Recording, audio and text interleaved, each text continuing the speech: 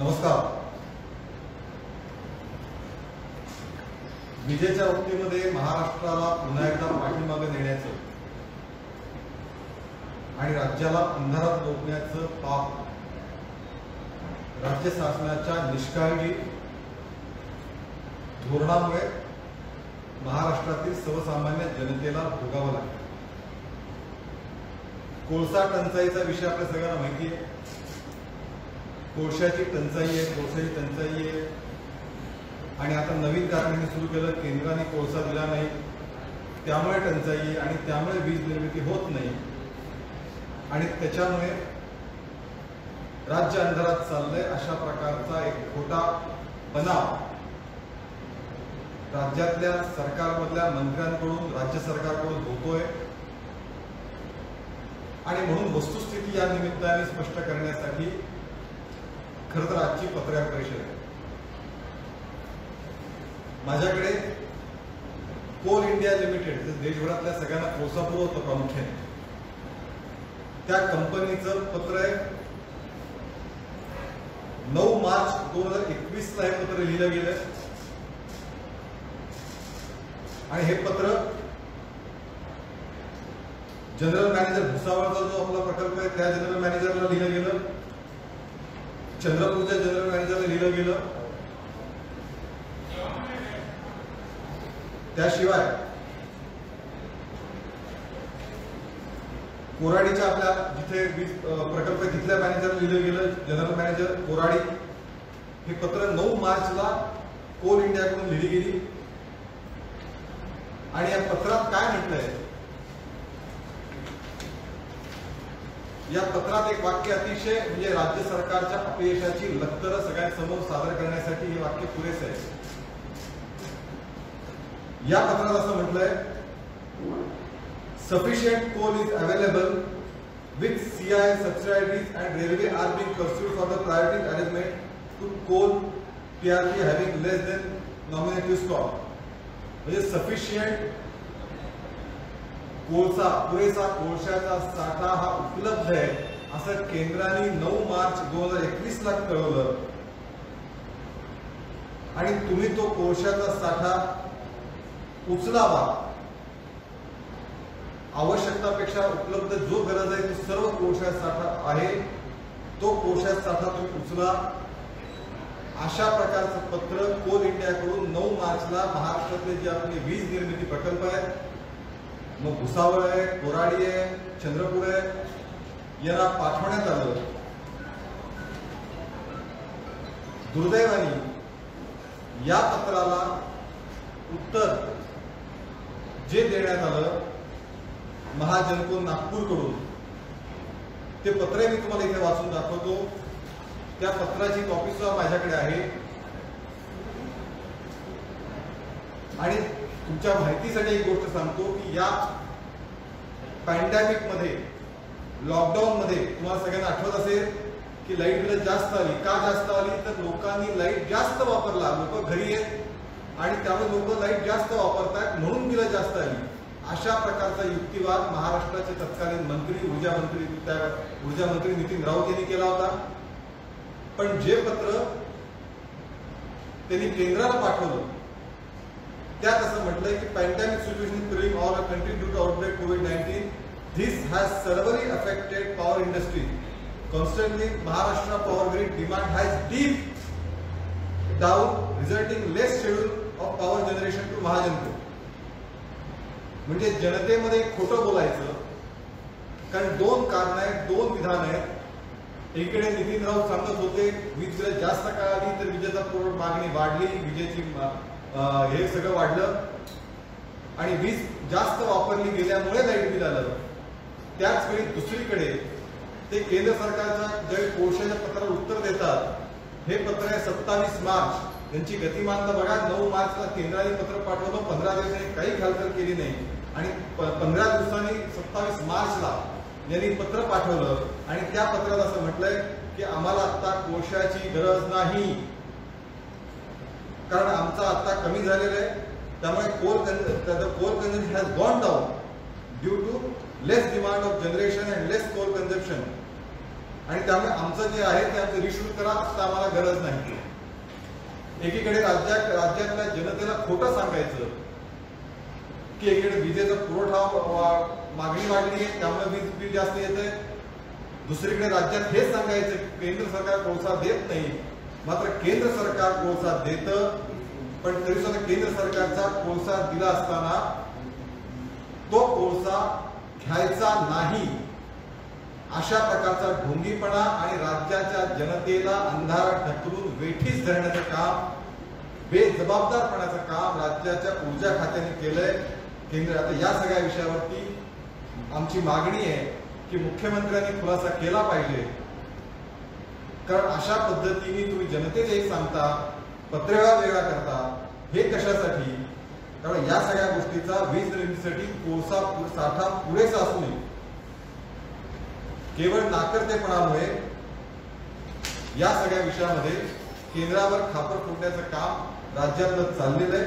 राज्य सरकार आजच्या महाराष्ट्रात जो अंधार आहे त्याला राज्य सरकारचं ढिसाळपणा, ढोंगीपणा हा कारणीभूत. दुसरा एक महत्वाचा विषय आणि हा खरं तर प्रत्येकासाठी अतिशय चिंताजनक आणि अस्वस्थ करणारा विषय आहे. महाराष्ट्राचं आराध्य दैवत छत्रपती शिवाजी महाराज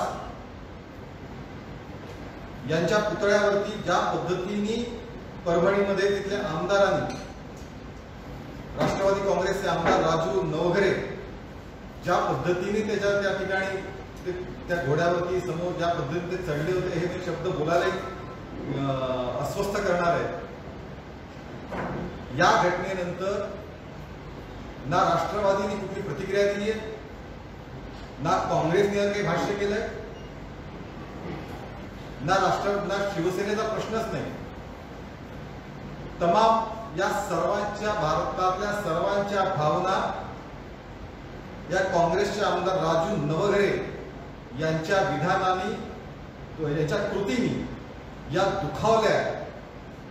छत्रपती शिवाजी महाराजांचा इतका भयंकर अपमान आजपर्यंत कुणी केला नव्हता. सत्तेचा माज असल्याचा हा परिणाम आहे का, अशा प्रकारचा प्रश्न मनात यावा.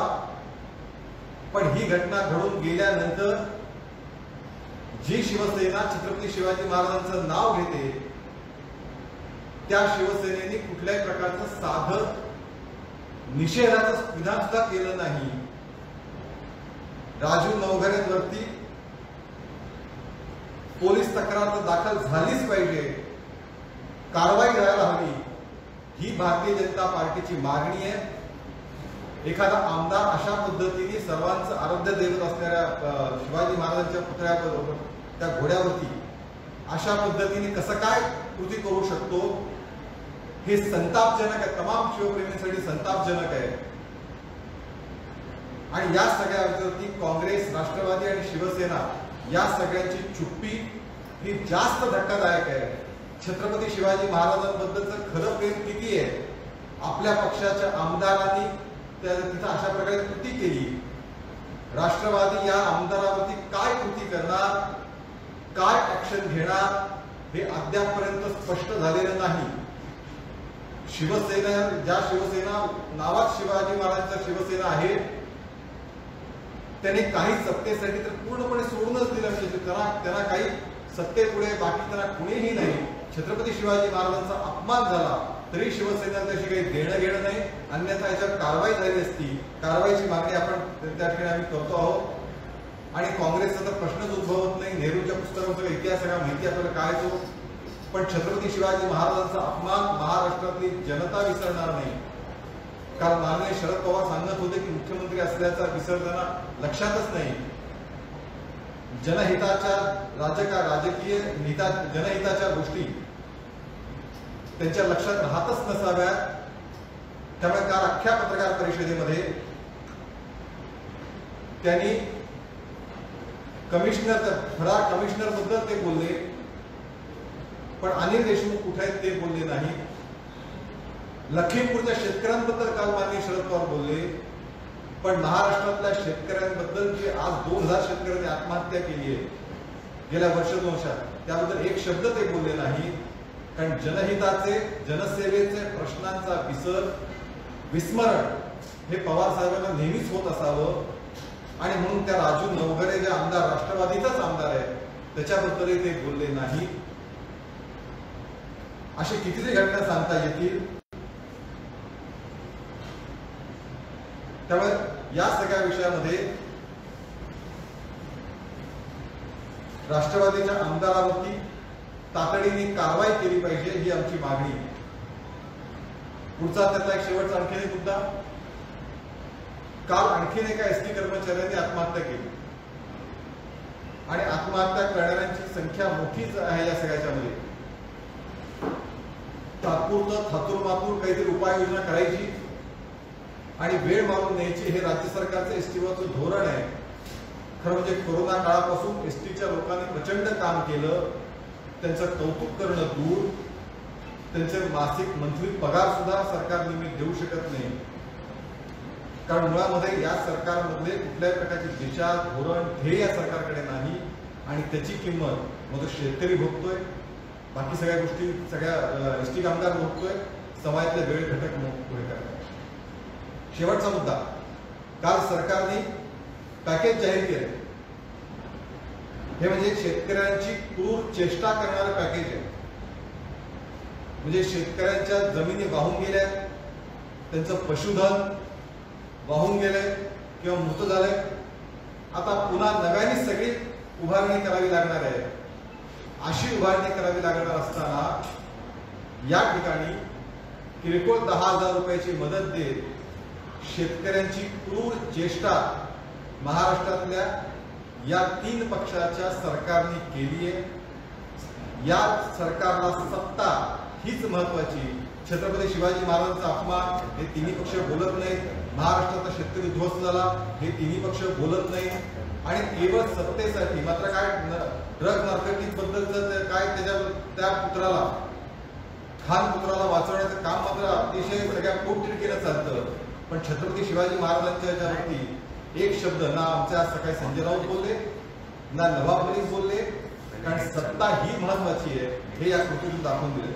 मला संपला काही प्रश्न असतील तर नवाब मलिकांनी आज तिसरी प्रेस कॉन्फरन्स घेतली एनसीबीच्या विरुद्ध. त्यांच्या जावयाच्या विरुद्ध झालेली कारवाई फर्जीवाडा आहे असं त्यांनी बोलतो. असं आहे की आमचं म्हणणं मी तुम्हाला तेच सांगितलं की खान पुत्राला वाचवायचंय का अजून कुणाला वाचवायचंय ह्या का हळूहळू समोर येत आहे. आणि म्हणून छत्रपती शिवाजी महाराजांना आपल्याच पक्षाचा आमदार छत्रपती शिवाजी महाराजांचा अशा पद्धतीने अपमान करतो. त्याच्याबद्दल नवाब प्रेस घेतली असती समजू शकलं असतं. पण राष्ट्रवादीला छत्रपती शिवाजी महाराजांवर कोणत्याही प्रकारचं प्रेम नाही याच्या घटनेत त्यांनी दाखवून दिलंय. आणि म्हणून त्याच्यापेक्षा ड्रग बद्दलचं ड्रग माफियांबद्दल जे ड्रग चळवळ विरोधी मोहिमेला समर्थन द्यायच्याऐवजी अशा पद्धतीच्या प्रेस म्हणजे जे तपास सुरू आहे त्याच्यावर प्रश्न उपस्थित करणारी कामं ही मंडळी करतात. महाराष्ट्रामध्ये सर्वात जास्त साखर कारखाने आहेत, ऊस उत्पादक पण मोठ्या प्रमाणात आहे. परंतु या ठिकाणी ऊस उत्पादक करणाऱ्या शेतकऱ्यावर वाऱ्यावर सोडलं जातं आणि जे साखर कारखान्याचे संचालक आहेत डायरेक्टर आहेत हे साखर सम्राट झालेले आहेत. अशा परिस्थितीमध्ये ज्यावेळेस शेतकऱ्यांना मदत करण्याची वेळ येते त्यावेळेस सरकारला का मदत? तेच मी तुम्हाला सांगतोय की शेतकऱ्यांना मदत देण्याची घोषणा असो अथवा आता ऊस उत्पादक शेतकऱ्यांना दिलासा देण्याची गोष्ट असो. खरं म्हणजे ऊस उत्पादक शेतकऱ्यांना एक रकमी रक्कम दिली जावी ही खरं तर योग्य मागणी आहे. पण काल माननीय शरद पवारांपासून राज्य सरकारमधल्या सगळ्या सहकार धोरणांचं तथाकथित यांनी साखर सम्राटांचं साखर कारखानदारांचं भूमिका उचलून धरली. एक या वर्षी ज्यावेळी साखर उत्पादन ऊस घालेल वर्षभरानंतर 3-4 हप्त्यातनं त्याला पैसे मिळणार अशा पद्धतीचं धोरण आग्रह या सरकारमधल्या लोकांचा आहे. एक रकमी दिली पाहिजे ही केंद्राने पियुष गोयल यांनी भारतीय जनता किसान मोर्चाचे जे लोक होते त्यांनाही सांगितलं. त्यामुळे एक रकमीच FRP दिला पाहिजे. कोल्हापूरच्या गाडगेंनी ती सुरुवात केली आहे की एक रकमी FRP देण्याचा. मला वाटतं तोच बाकीच्या लोकांनी केला पाहिजे.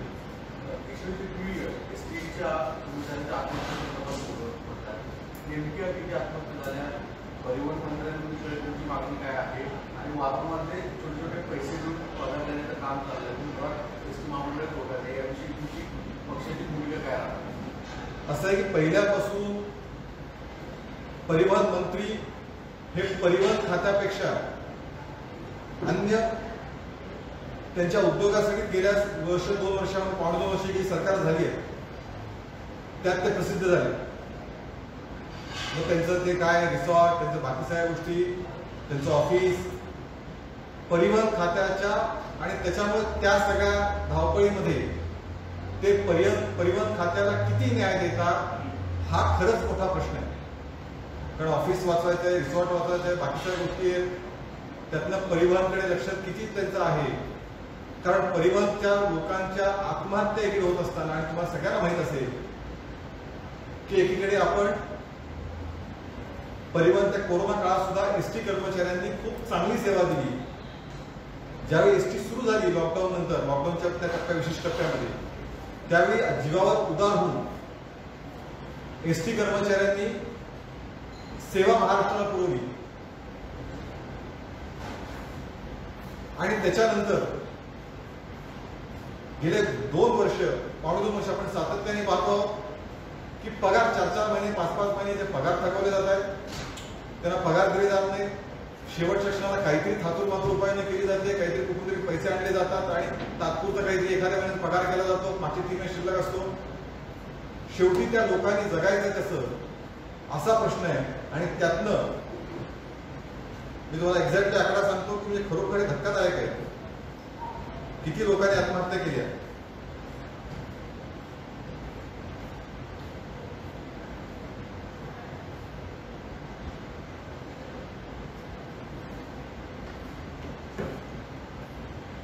त्याची नावासहित यादी खरं आपल्याकडे आहे.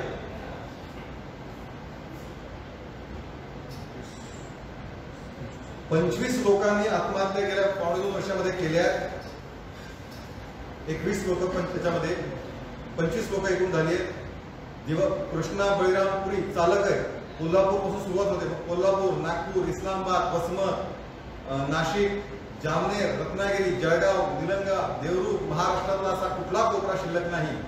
देवरूख, माहूर, कंधार, पांढरकवडा, महाड, अहमदपूर, शहादा, साक्री, पाथर्डी, वरोरा, साकोली, महाराष्ट्रातला असा कोणता कोपरा शिल्लक नाही की ज्या आगारातल्या एसटी कर्मचाऱ्यांनी आत्महत्या केली नाही. महाराष्ट्राला ही अतिशय, सरकारसाठी ही अतिशय नामुष्कीची, लाजिरवाणी गोष्ट आहे. आणि त्याच्यामुळे तातडीने यांचं लक्ष दिलं पाहिजे. मागण्यांकडे तातडीने त्यांचे पगार केले पाहिजे. त्यामुळे ही त्यातली आमची भारतीय जनता पार्टीची मागणी. ह्याच्या पुढे कुठल्याही अशा पद्धतीने कुणावरच आत्महत्येची वेळ येऊ नये. पण सत्तेत मशगूल असलेलं ते दिसत असेल तर विचार करा. ते अजून थँक्यू. थँक्यू.